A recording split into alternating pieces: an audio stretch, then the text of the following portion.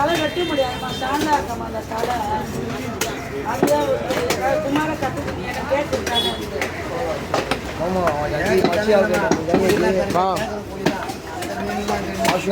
கூலிக்கு சொல்ல நாங்க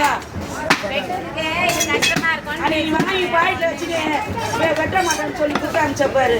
சொல்ல குமாரு லைனா இவரு இல்ல, இவரு தான் 300 ரூபாய் வாங்கினாரு என்கிட்ட. 400 ரூபாய் எழுதி வெட்டுறதுக்கு முதல் போனி பண்ணாரு இவரு. அதுக்கு வர மீன் இவருதான் அப்படியே அழுதுன்னு போனேன் தெரியுமா அன்னைக்கு